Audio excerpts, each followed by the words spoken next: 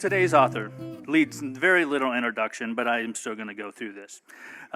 She is a New York Times and USA Today bestselling author of historical fiction. She has written 4 novels in the Empress of Rome Saga, with 2 of the books in the Italian Renaissance, before turning to the 20th century with New York Times bestsellers, The Alice Network, and The Huntress.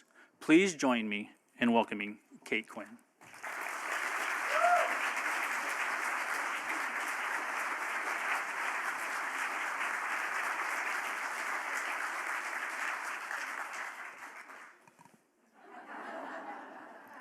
Shorty problems. Thank you for that wonderful introduction. I will do my absolute best to live up to it. And thank you all for being here today. I really am so delighted to be back here in the desert. Not only because I had such a wonderful, warm welcome when I did an event here in town much earlier this year, but because I have spent most of my time lately in the Pacific Northwest, and I feel a bit like a mole stumbling up from underground, blinking and wondering just what this big, round, warm thing in the sky is. So really, thank you for not only inviting me to come talk to you about books today, but to get a little, much-needed reminder of what sunlight feels like. My vitamin D levels are thanking you. But really, principally, I love being back among book lovers again, because being able to browse in my local library or local bookshop is something I, for one, feel like I will never take for granted again after having been so long in lockdown. Now, I'm a librarian's daughter, so I grew up, running around libraries my whole life, and they contain some of my fondest memories. I was the kid who was, staggering out under a stack of books that I could barely see over, always shooting an incredulous look whenever some clueless adult would be cooing, "Are you really gonna read all those?" To which I still wonder, what is the appropriate response to that? It's like, no, I just need a lot of doorstops at home. Thank you for asking. I was the kid who ran up library fines in quite literal double digits, and that still never discouraged me from taking more books out. Now, of all my memories, though, my fondest is probably the bathtub at Long Beach Main Library, where I spent so much time as a kid. Tucked among the shelves in the children's section at Main was a huge, old-fashioned, clawfoot bathtub that was padded with quilts and pillows, where anybody who wanted to could climb in and read to their heart's content. That bathtub was big enough to fit 4 little girls with their Saddle Club paperbacks, or 2 exhausted moms with babies in snugglies and the latest Debbie Macomber novel. That bathtub was magic.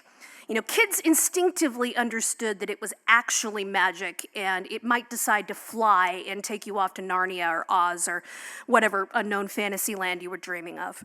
Adults knew it was magic because they suddenly forgot all about their to-do lists and ditched their shoes and climbed in giggling just so they could lose themselves for a while in a story. The power of story.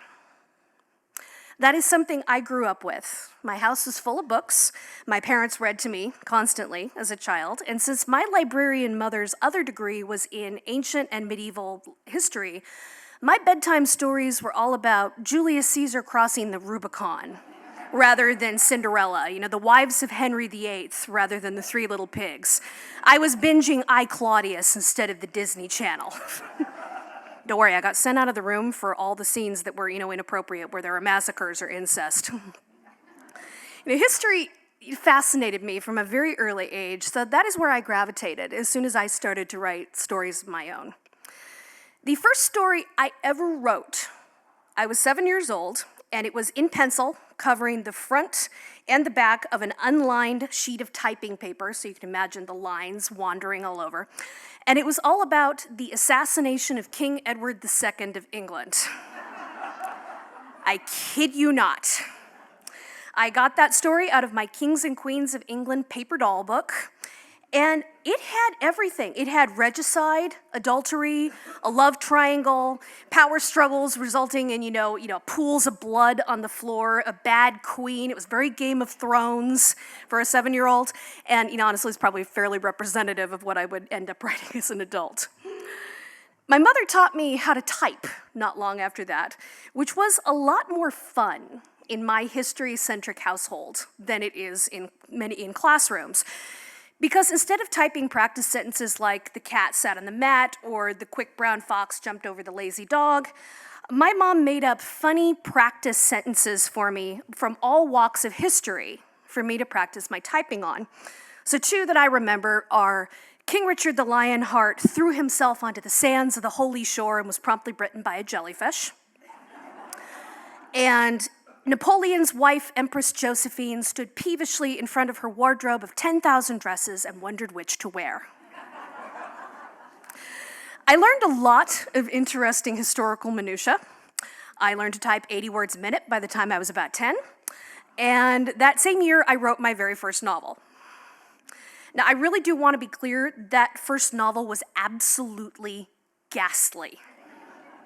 It was 121 double-spaced typed pages of pure awful about a 10-year-old girl in medieval Ireland who was just like me, except that she had a horse, because, I wanted a horse. Of course I did. I was 10. And I don't remember too much more about this early piece of juvenilia, except for the fact that my version of Ireland had snakes in it because I wasn't too into historical research when I was 10. And that, as bad as that book was, though, it kindled a fire in me, because I was never not writing a book after that. I wrote 2 more by the time I was 13. My high school years were consumed by writing a massive fantasy historical trilogy based on the reign of Catherine the Great in Imperial Russia, thousands of pages of long, which I finished at some point in my senior year. And I learned something along the way writing all those books. I learned that historical stories were where my heart lay. That was what I wanted to write. I learned a few basic things about how to craft a story, namely that it needs a beginning, a middle, and an end, and characters that change over the course of going from the beginning to the end. I learned that not all the heroines needed to be girls exactly my own age with a heavy dose of wish fulfillment for exactly what I wished was going on in my own life at the time. But it took me a little longer before I realized the theme of what I wanted to write, the common thread that would pull all my books together under a single umbrella. I went clear across the country to Boston University when I was 18, and since that was the summer that Gladiator had released in theaters, I ended up working on a novel of Imperial Rome. Now, for the next 6 years, I studied music. I was training to be an opera singer and following my professional musician father's heritage. But I was always in the background following my librarian mom's heritage as well, and I was writing books. Now, in retrospect, looking at my career plan of I'm going to be an opera singer, and if that doesn't work out, I'm going to be a novelist, I think I would look back at my teen self and say, have a plan C. I am very lucky that at least one of my plans worked out. Now, by the time I was out of graduate school and starting to go to opera auditions, I had at least 6 or 7 more novels under my belt, and I had started querying literary agents on the side as well. The way that worked was I would write a novel, I would look up all the agents in literary marketplace who were representing historical fiction. I would send them all personalized query letters, and then they would all say no.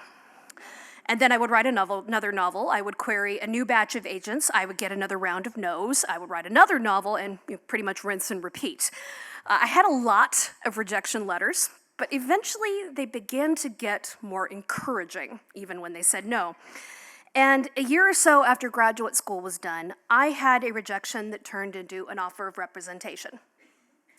A literary agent refused the book that I was querying, but she liked my style enough and was encouraging enough that I was emboldened to ask if she would like to see something else of mine. She said yes, and I pulled that novel of Imperial Rome out from under my bed, the one that I had written some 8 years before as a freshman in my first year of college in a brand new city, far away from home. And that ended up being, 2 years later, my very first published novel, Mistress of Rome.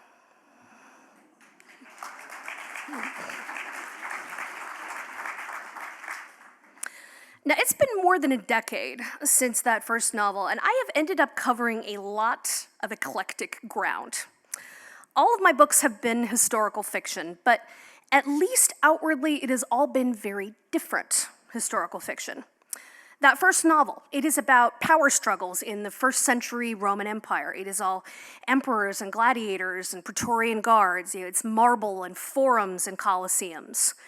My most recent novel, The Diamond Eye, is set 2,000 years later than that, during World War II, and it is about the quiet library researcher who became the most effective female sniper in recorded history. Before she went on a goodwill tour to the United States, and that book is all about historians and soldiers and politicians. It's wartime trenches and sniper duels and glitzy Washington, D.C. parties. Now, how does a writer get from Imperial Rome to the World War II Eastern Front? Well, I will tell you. Because over the course of that 10 plus years, I finally figured out my theme. The thing all my books have in common, the thing that really fascinates me, the thing I want to write about above all. All my books, however different they may sound, have one common theme, and that theme is badass women of the past.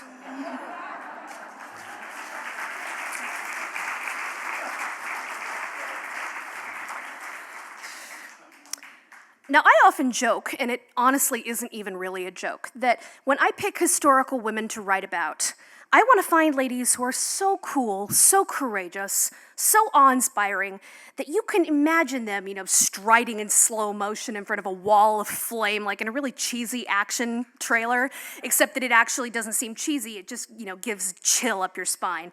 And the thing I love is that you can find these women. They existed. They are in the pages of history. So let's talk about the extraordinary real-life ladies who inspired two of my most recent novels, The Alice Network and The Diamond Eye. One quick starting caveat, just to reassure you, this is a spoiler-free talk if you have not read either of those books. It will sound like I'm giving away whole swaths of plot, but I assure you I am not. I am just going to be talking about the fascinating stories behind the books and the real-life ladies who inspired me so much and will, I hope, inspire you. So let's start with the Alice Network. If I say the words female spies, that phrase probably conjures up images of slinky James Bond villainesses in silk dresses, purring double-edged one-liners through a haze of cigarette smoke, cuddling up to some hapless mark. The reality was rarely that glamorous, but the fact is that women have always been useful throughout history in espionage and the intelligence business. Mainly, that is because women could frequently go somewhere, eavesdrop somewhere, run messages, or pass information without being noticed, stopped, and suspected the way a man would be in the same place or time. A great many women during World War I were employed as spies, or as intelligence organizers, or as guides in aiding soldiers and prisoners to escape capture and make their way back to safe zones. The war's most successful spy network was known as the Alice Network, and it was run by a woman. Her name was Louise de Bettigny, and she was known as the Queen of Spies. So how does a spy mistress extraordinaire get her start? Well, Louise was born to an impoverished noble family in France, a tiny, vivacious blonde with lively intelligence, a quick wit, and a strong independent streak. She had an Oxford education, and she could speak English, German, and Italian fluently, as well as French. Like many impoverished gentlewomen from Jane Eyre on down, she supported herself as a governess, working for several noble European families. She was in France when the war broke out, and when she saw German forces invade and occupy her home city of Lille, she embarked on her first act of rebellion by creating a secret mail service. She collected hundreds of messages from friends and family who were desperate to communicate with their loved ones in unoccupied France. She transcribed those messages on a petticoat with lemon juice. The letters become visible when the petticoat is ironed. It's like an early form of invisible ink. And she departed for the unoccupied zone via a stop through England. It was in England that a sharp-eyed captain in British intelligence met Louise, was very impressed with her cunning, her courage, and her language skills, and recruited her as a spy. Now, it's important to note that when Louise got started, the intelligence business didn't have the reputation of glamour and courage that it acquired later. Ian Fleming and the Bond franchise did a lot to redeem the espionage business in the eyes of the world. It made it more glamorous, more exciting, and certainly more acceptable to the public. In 1914, however, spying was regarded as a necessary but dirty business. Spies were not figures of glamour. They were snakes who opened other people's mail and stood around listening to gentlemen's conversations through doors. And if it was a dirty job for a man, it was a doubly dirty job for a woman. Good old double standards, alive and well. Now, none of this appears to have bothered Louise de Bettigny, or in fact, any of the women I researched who became spies. I suspect female practicality had a hand there. There are some ladies who are just not designed by nature to roll bandages, and they would have known that spying was one of the very few ways they could actively join the fight to serve their country in war. With Germans occupying your hometown, making daily life miserable, when you could walk down a street and see German street signs renamed over their native language signs, and see your clocks all reset to German time, well, there are many women who are burning to join the fight in any way that they could. Louise joined British intelligence in late 1914 or early 1915, age about 35. She was trained in spy skills such as ciphers, invisible inks, map reading, and message smuggling, and she returned to France under the codename Alice Dubois. Now, when we think of occupied France, we tend to think of World War II and the Nazis, but the World War I occupation was really every bit as wretched. German soldiers were billeted in French households. German requisition parties could walk into your home at any time to confiscate everything from the food in your icebox to your curtain rods. Identity checks and roll calls and forced labor were levied on civilians, and even the slightest show of disrespect to German rule could result in prison time. And execution was threatened for anyone who aided Germany's enemies. Lille probably suffered the worst of it of any city in occupied France, and that became Louise's base as she set up her network of agents, a web soon known as the Alice Network, after her codename. Louise eventually managed more than 80 sources, but she had special allies. Her chief lieutenant within the network was another woman, a young Red Cross nurse named Leonie Van Hoot, who had already helped her brother escape from occupied France to the Netherlands, and then did the 65-mile trek 4 more times, helping other stranded servicemen. She became Louise's right-hand woman and closest friend. With her help, Louise recruited many more. There was nothing those two could not do once they were teamed up. Some of the people recruited had necessary skills in photography or forgery. Some were workers in cafes or railway stations or restaurants, places where crucial information could be gleaned. There's one fabulous story that did not make it into the Alice Network. I could not figure out where to shoehorn it in, where there was a mother whose window overlooked a train station. Now, the Germans being a little touchy about French people who seemed too interested in German troop movements, she used to sit by her window knitting. Because, of course, a woman who's knitting cannot possibly be up to no good, right? Any knitters in the crowd? Yes, I'm definitely feeling it. While she was knitting, she would be tapping signals with her heels on the floor. This works better with a hard floor. To her children in the room below. While they appeared to be doing their homework, they were actually jotting down the codes that she was communicating, and all of this happened under the nose of the German railway marshal, who they had been forced to billet in their house. Collected information was left at drop points where it would be summarized by Louise into a single letter, coded, copied into tiny letters onto little rice paper slips, and smuggled out of occupied France. Now that was the dangerous part because Germans had forbidden paper with printing or handwriting to cross borders, and they posted frequent checkpoints to spot suspicious activity. Louise was one of the very best at bluffing her way through checkpoints. She passed across borders with coded messages rolled up inside shoe heels or inside umbrella staffs, wrapped around hairpins or the inner band of a ring. She knew exactly how to play the guards, whether by acting the witless female, chattering gossip, far too dumb to possibly be up to anything suspicious, or by taking so long to fumble with an armload of packages that the guards got fed up, mumbled something about women and their shopping, and waved her on through. She once said, "With any paper one sticks under their nose and plenty of self-possession, one can get through." But the risks of being involved in espionage were very high. Spies did not count as prisoners of war. They could be tried and shot by firing squad, whether male or female. More lenient punishment might be a life sentence of hard labor in a German prison. That was about the best you could hope for. There was always the chance that German justice could be rougher and more immediate. A bullet in the head right there in the street, no trial. But that didn't faze Louise or her agents, who were hugely successful at their job. The information the Alice Network passed on to the British was efficiently gathered, cleanly transcribed, and swiftly communicated to her superiors, who gushed over her like teenage girls at a One Direction concert.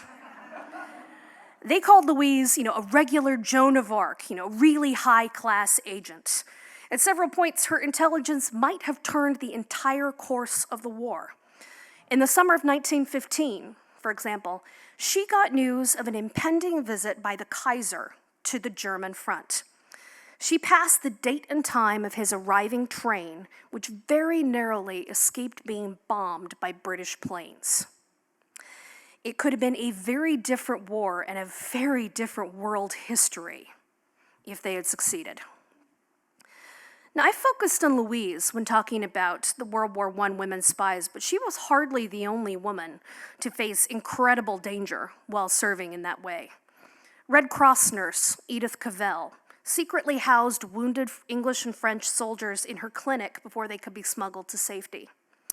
Marta Knockert was awarded the Iron Cross by the Germans for her dedication in nursing wounded German soldiers, who never dreamed that she was gathering and passing information all along to the British. Young Belgian Gabrielle Petit, she led downed pilots from behind enemy lines to safety, although she was just a teenager. These are just a few of the real-life women who rose up to spy on the invaders. Louise's network was eventually brought down by its own success. The Alice Network's outstanding work drew a little too much attention to itself. The Germans could hardly fail to notice that there was an entire section of occupied territory that seemed literally cursed and unable to maintain artillery positions or secure locations for any sustained length of time. Security doubled down, and after 9 months of dazzling success, luck ran out for the Queen of Spies.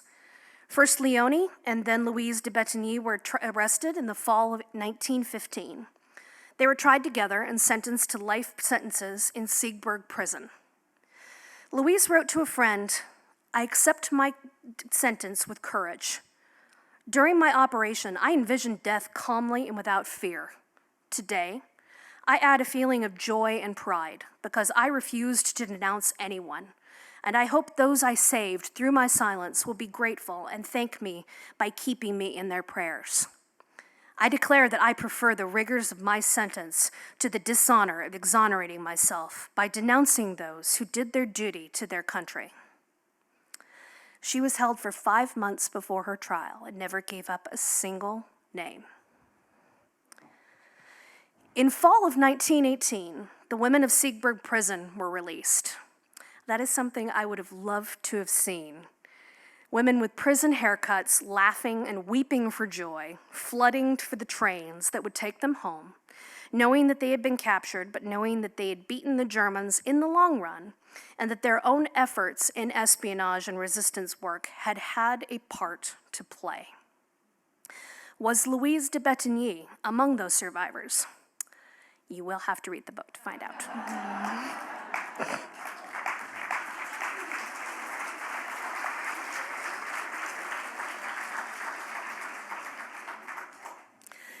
Now that we've talked about the ladies of the Alice Network, let's go in a different direction. Women who work in espionage most certainly put their lives on the line, but their work is clandestine and largely behind the scenes. What about wartime women in the starkest danger of all? Women fighting on the front lines. Yes, they existed, even in World War II, when we tend to imagine most ladies conducted their fight well away from the battlefields. Not so. Before I dive into the incredible woman badass whose very real life inspired the Diamond Eye, my most recent book, let me ask you all a question. Who here has seen the movie Encanto? Maybe 100 times or so, if you've got kids or grandkids, I thought so. Don't worry, you can put your hand down, I'm not gonna call on anyone. Now, the song We Don't Talk About Bruno is very catchy, but it was actually another song that caught me much harder, and that is the song Surface Pressure. As a woman sings in the movie about the incredible pressure of trying to be strong for her family, trying to bear up under a seemingly impossible weight of expectations and life burdens. There is not a woman I talked to, myself included, who did not take that song like a dagger in the heart. To be human is to be subjected at some point during our lives to pressure that will threaten to crush us. And women are especially prone to feel crushed under the weight of supporting family, children, work, societal expectations, a burden so heavy even Superwoman would stagger. Add to that the pressure if you happen to be the only woman in a profession dominated by men. The spies of the Alice Network at least worked among lots of other women, but women in the army during World War II were rare gems.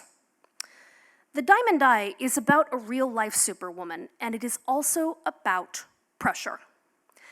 It tells the story of a fascinating real-life woman from the Kyiv region, a single mother, a graduate student, a library researcher, whose life was upended when Hitler invaded her homeland and who ended up becoming the most effective female sniper of all time.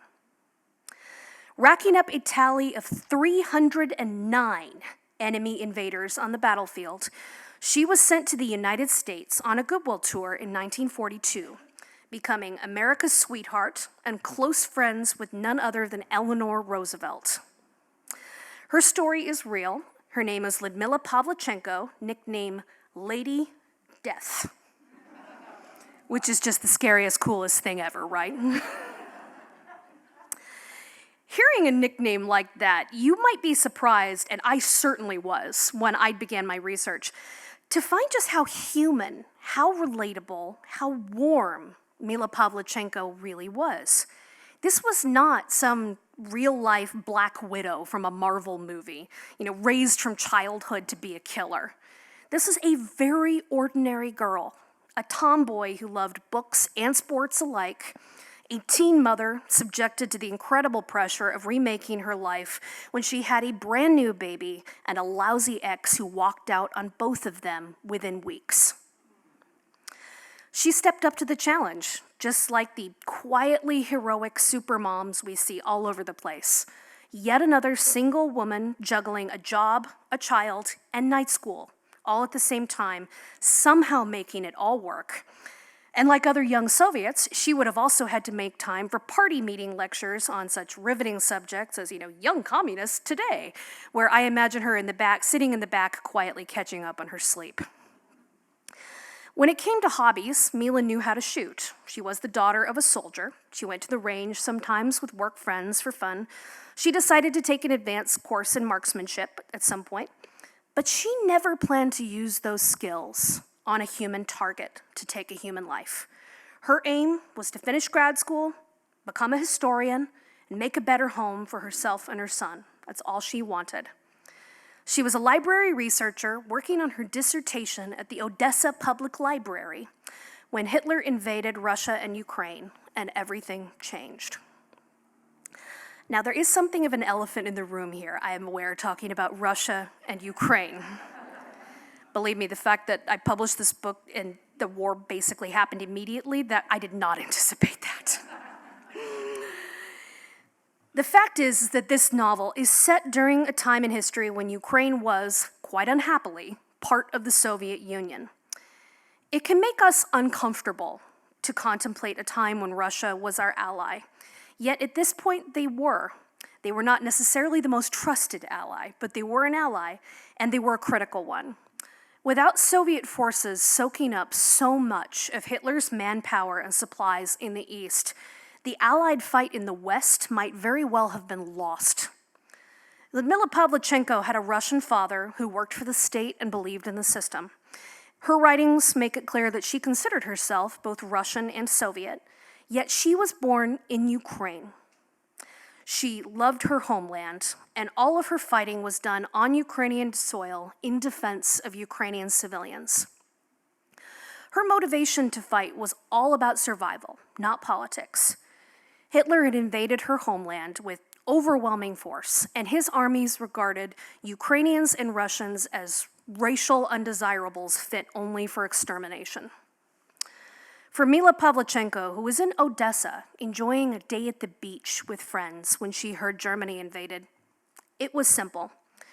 If ordinary civilians like her did not resist, then her homeland would be churned under Hitler's war machine, and her son would grow up in the Hitler Youth learning how to sig heil.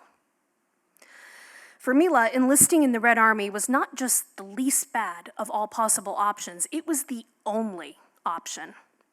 Today, she would have answered Zelensky's call, and she would be on the front lines in Kyiv pushing back the Russian invaders.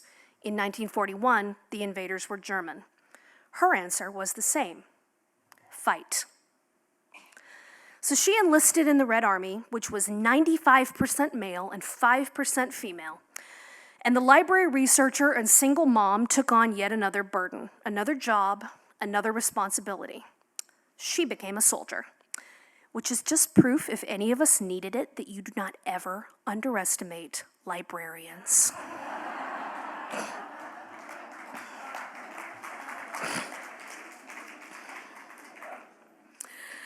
Now, I am no apologist for the Soviet Union, but the USSR was the only allied nation to officially employ women in combat in World War II. English women, French women, American women, they served on the home front or in support roles, as we've already learned, but if they had any kind of active fight, it was in a clandestine role, like espionage or partisan fighting or maybe code breaking. Only Soviet women were actually handed rifles or bombers or tanks and allowed to fight in the Army and the Air Force, which is not to say they had an easy time of it. When Mila Pavlichenko went to enlist in a dress and sandals the day after war was declared, the recruiter first tried to push her into being a nurse, then laughed her out of his office. Nevertheless, she persisted, and she soon found herself on the front lines at the siege of Odessa. And as soon as she had a rifle in her hands, she began racking up a tally and became a sniper. Now, Hollywood has colored our view of sharpshooters. At worst, we think of them as militarized serial killers. At best, they are the odd man out on the squad of regular guys, the one described as having ice water in his veins. Anyone else remember the scripture-quoting sniper from Saving Private Ryan by Spielberg? But Mila's writings make it clear. She did not celebrate her kills, and she disliked the fame that began to attach itself to her name. She saw herself simply as a defender, a stressed-out woman with a difficult job to do, and she put her head down and she did it, working under a very grim reality. All snipers like Mila knew that they would not be taken captive if they were captured by Nazis. They would be immediately shot. Yes, it's against the rules, but everybody knew it happened. So what does it take to succeed as a sniper? Well, for one thing, it takes a surprising amount of science. Making very precise shots is not just about pulling a trigger. And the memoir Mila Pavlichenko wrote in later life made that clear. Snipers have to understand wind speed and lateral drift, how to calculate distance and angle like a mathematician. Even so, being successful as a sniper really wasn't about making impossible long-distance shots. It was much more mental and emotional. You had to have the internal toughness to be able to lie still for hours without moving.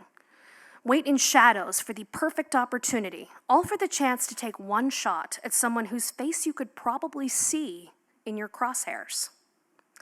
Ordinary soldiers often fire blind at the enemy, and they use adrenaline to carry themselves through battles, and they fight in a unit with their fellow soldiers around them for support.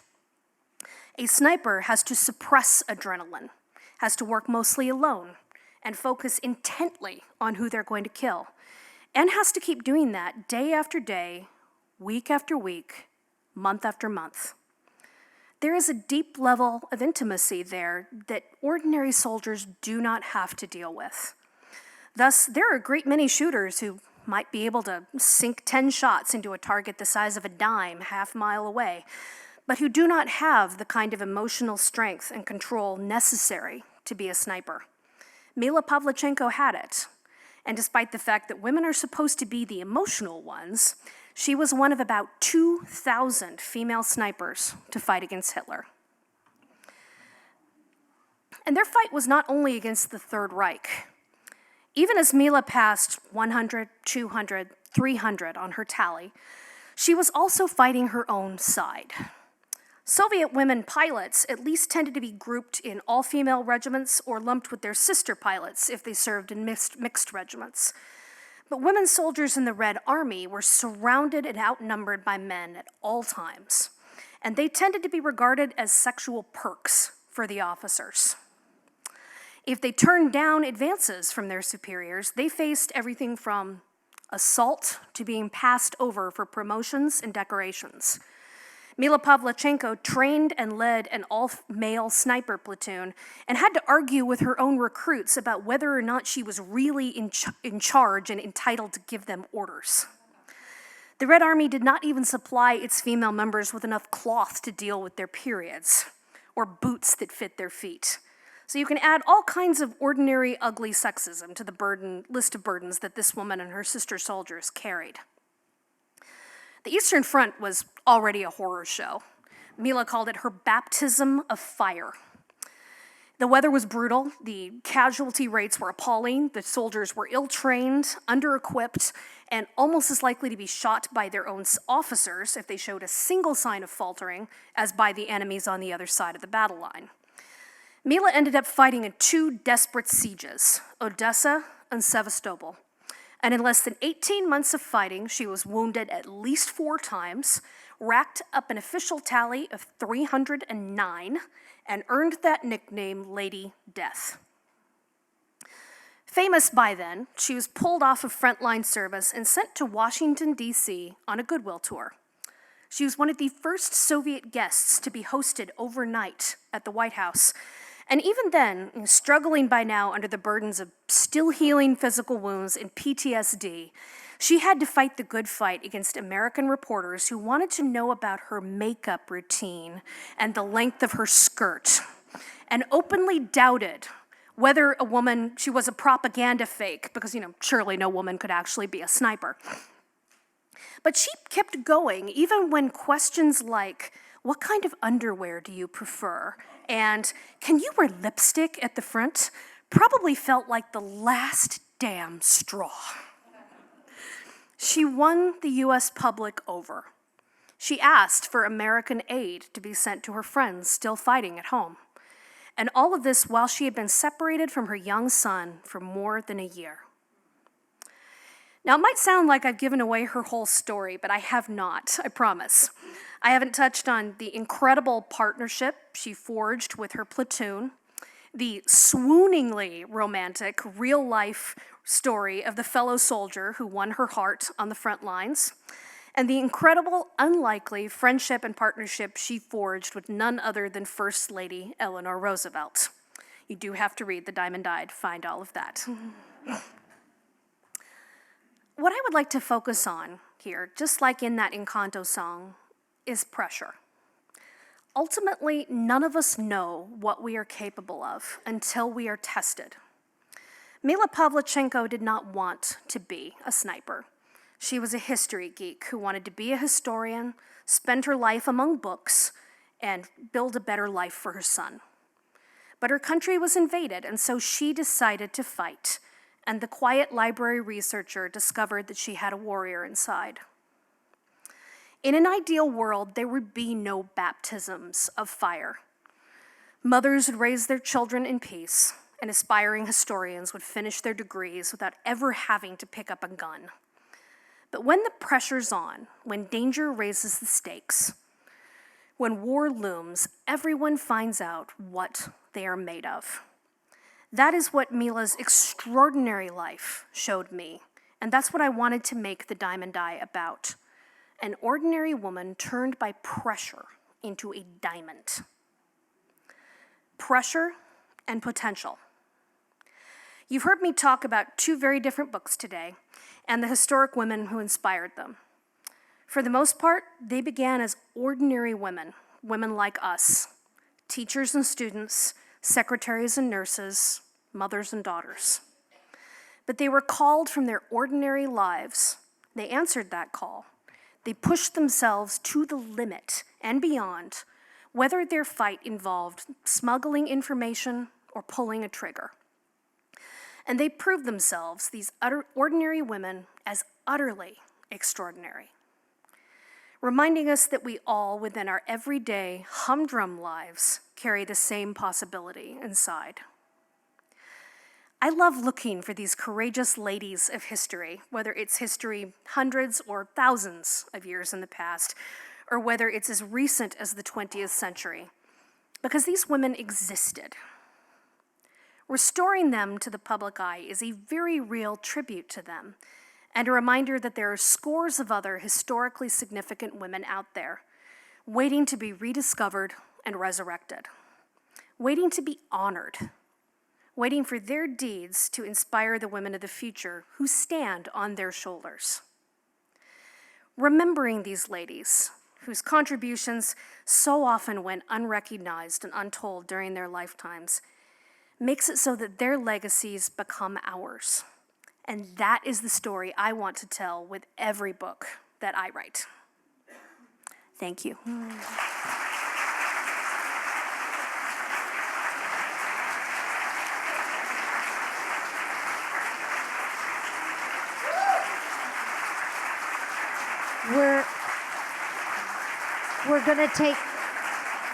We're gonna take some questions. All right, we do Hi, have we're plenty gonna- of time for Q&A, so I know there are going to be hands and people with mics going up and down.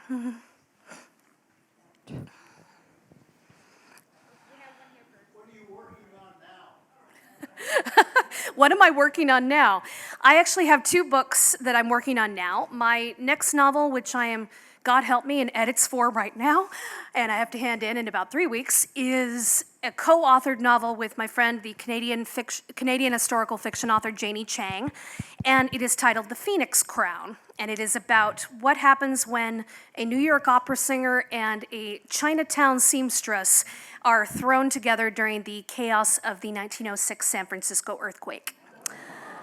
So that is the next one that will be out fall of next year. After that, my next solo novel is titled right now The Briar Club, and that is about an all-female boarding house in the early 1950s in Washington, D.C. And so we're talking the Cold War, McCarthyism, the Red Scare, Lavender Scare, the Korean War, the shutting down of the women's World War II baseball leagues. All of that is going in it. So that should be out spring 2024. Who kept score of her kills? How was that done? Who kept score of her kills? Yeah, actually, that's quite a scientific thing that was done, which is that kills have to be confirmed for a sniper to be able to count them. And generally, that means either they need to have a witness to the shot, which has to be an officer who can verify that, or they need to be able to collect some kind of proof, either dog tags or papers from the bodies. She actually talks in her memoir about how she disliked having to, search bodies afterward. It was distasteful to her, but she knew intelligence could use whatever paperwork that they found. And that was the kind of thing, if you could bring back proof, that would also be added to your tally. But it brings up the question of, was her real tally 309? Probably not. It could have been less. It very also easily could have been much more, because she also just simply fought as a soldier side by side with her battalion plenty of times, and nobody is counting shots then in the middle of a battle. So did she probably have more than was on her tally? I'd say yes. But at some point, especially if you're being sent on a goodwill tour, everybody wants a nice round number.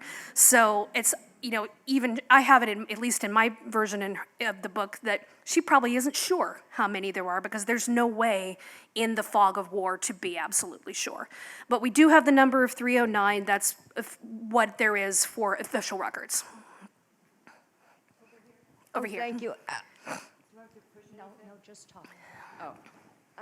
In the Alice Network, when Louise sent that information about the impending attack on Verdun, British intelligence didn't believe it. Why would they have not believed a woman that was this efficient in information? The question is there's a certain bit in the Alice Network, which actually does come from life, is that one of the last reports Louise de Bettigny passed on was the knowledge that there was going to be a big push at Verdun. And they knew this was, sometime in advance. British intelligence actually did believe it. They were willing to believe anything that she told them at that point. She had a good record. The French generals in the field decided not to act on it. And that's one of the things about the intelligence service, is that in the end, you can pass information, but it also has to be acted on correctly. And that's the part where the people who did the spying, they have no control over that. All they can do is pass it on and pray. Explain more clearly why you named the book The Diamond Eye. Yes, I named it The Diamond Eye because a number of reasons. One being is, when you're writing a women's fiction novel, you want to have a title that is going to indicate, for your audience, yes, this is a women's fiction novel, for the, because you want people to have a sense of what they're going to get. And I liked Diamond because it is associated with, women, but on the other hand, it isn't soft. It doesn't make it sound like a soft story. And also there's the association with it of sharpness, clarity, things that go with, a sniper's vision. I liked Eye just because, that's, again, the thing that you can associate with the sniper. And then it also really came from the fact there was this very bizarre episode, and promise this is not a spoiler, which really came from Mila's goodwill tour in America, where she was going around doing these tours of various cities, and one of her doing speeches, to raise money and ask for aid for the Eastern Front. And at one of the cities she she spoke at, an American millionaire heard her speak and fell madly in love with her and started following her around from city to city, like trying to get to know her better. And, really, it's one of those things where I imagine her thinking, it's like, what exactly about me and my 309 tally made you think great wife material? Perfect. But he proposed marriage. And her entire reaction was pretty much, who are you? No. So, but he took his refusal gracefully, but he gave her a farewell gift before she left, which was a set of diamond jewelry. Necklace, earrings, bracelet, brooch, ring, like a whole set. And I did the conversion rate because we have a receipt for it. That was like a 6-figure set of jewelry. So some really serious gems here. And with a note that said, "We will meet again." Now, according to her, they never did, because she's like, when are we going to meet again? I'm leaving, and I'm probably not coming back. And she didn't. So according to the memoir, she never did see this guy again, although she had this diamond jewelry for the rest of her life. And I thought immediately, of course, what if they did meet again? Because I'm the novelist. What if is what I have to ask. So I created a slightly different outcome for who this man was. And did they actually meet again? And, if you think about it, "we will meet again" can be romantic, or can't it also be a little threatening? So you'll have to see what I did with it in the book. But the fact is that her memoir and her life really did give me this thing where there were diamonds already in the plot, as it were. And it's kind of like Tolstoy's smoking gun, the gun on the mantelpiece. If you have diamonds in a plot, you got to use them. So they get used, and I kind of thought too, it's like with that mixed together with everything else very nicely. And so I ended up thinking of diamonds as being a nice theme throughout, because also, as I talked about today, it was about pressure. The whole idea of a diamond is that it is a lump, coal that is subjected to tremendous pressure and becomes something beautiful. And that is also what happens with her. She's an ordinary person who is subjected to tremendous pressure and turns into something dazzling. So all of that came together, and I came up with the diamond die, and my publisher fortunately liked it. Hello, hi. I have two questions. One, what is her distinction between Russian and Ukrainian? Is she one or the other? Is she Ukrainian or is she Russian? And the second question is, why did they take her off the battlefield in '42 and send her to Washington? That seemed kind of odd to me. The question is, first of all, difference between her being Ukrainian or Russian. She was Ukrainian born. She was born in the Kyiv region, so she was definitely Ukrainian born. That's where her family lived. However, her father was Russian. Pavlichenko, which is her married name, that is a Ukrainian name, and her husband was Ukrainian. But her maiden name was Belov, or Belova for her, which was a Russian name. And so she considered herself Russian, and she sort of considered them all, we're all under the Soviet umbrella. What kind of difference does it make? Because she was, her father was a believer in the system. It appears she was as well. If she had her doubts or discontents, she did not voice those in her memoir, but she would not have done because the Soviet propaganda office would see what she was writing. So we don't know how patriotic she was as far as, did she have thoughts about Ukrainian independence? I don't know. We will not know that from her documents because those would have been censored or, just never written down. The thing I have been very encouraged by, though, is that even though she did fight for the Red Army, and all her fighting was done on Ukrainian soil, Ukrainian civilians she was defending, Ukraine in the modern day has very much embraced her as their national heroine, not as a Russian national heroine. And if you don't believe me, look up any article about her online, which will always have some title like famous World War II Russian sniper. And one of the first comments you will see in any comments section is, she was not Russian, she was Ukrainian. And I have to say, I've certainly thought about that with the way Ukrainian women have been tearing it up on the modern day battlefield and front line, and even the civilians as well. There actually was a sort of a hark back to Lyudmila Pavlichenko with a modern day female Ukrainian sniper who was not named for the press, for the article I read about her. She was not named and her face was not shown, only her eyes and this very bundled up rifle she carried. But her the sign, the name she went under was Charcoal. So that was that. And the second half of the question was, why was she pulled off the battlefield and sent on this Goodwill tour? Well, the Goodwill tour, first of all, she was recovering from wounds, and she was between postings. And so they probably thought, well, she can recover and she can be a propaganda girl at the same time. And literally she heard them talk about, she knows that in part she was sent because she used to be a student. It was supposed to be originally like a student conference. So she had a good war record and she was a student. And they also thought, and she heard them say this, well, women, I'm not sure about sending women on overseas, and they're a little harder to control, aren't they? They're emotional. And then, the answer to that was, yeah, but if they're pretty, they'll reflect well on us. So, she's pretty enough, let's send her. So really it was that. And then she and they were such a success in this brief conference that what was supposed to be a relatively short trip turned into a months-long Goodwill tour, which was not part of the original plan. But Eleanor Roosevelt really believed in what they were trying to do, which was, it's very easy for us to think that, once Pearl Harbor was bombed, America was all into the war, all in. And we weren't necessarily. There was the war in the Pacific for sure, but there were still factions that wanted Roosevelt to keep out of the war in Europe. And there was, this was when the Soviets were taking very, very heavy losses. We're talking millions dead, and they needed aid desperately. So they were desperate to get aid from the U.S. Roosevelt and by extension Eleanor wanted to also, encourage Americans to get behind the idea of sending aid to Europe. And so they really embraced Ludmilla and the rest as, yes, let's go, let's get you on the road, let's have you talking to people, let's make you human to an American audience, and let's have you talk about how badly you need this. And so what was supposed to be a very quick trip while she recovered was in between posts, really became this very long thing, and by the time she came back, she was famous.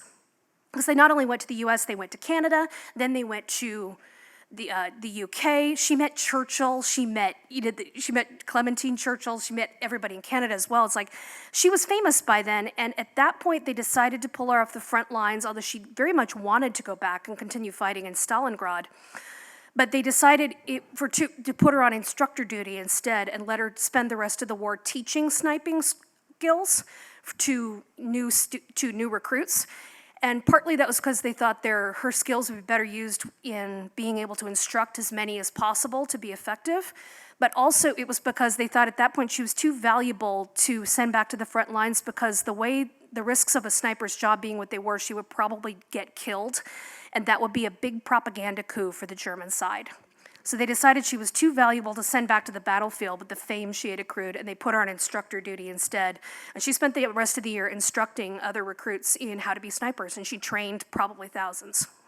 We don't have time for more questions, but Kate has graciously said she'll stick around and sign books. So if you'd like her book signed, please line up against this wall, and please join me. There are also other titles of Kate's for sale in the back of the room, but please join me again in thanking Kate Quinn.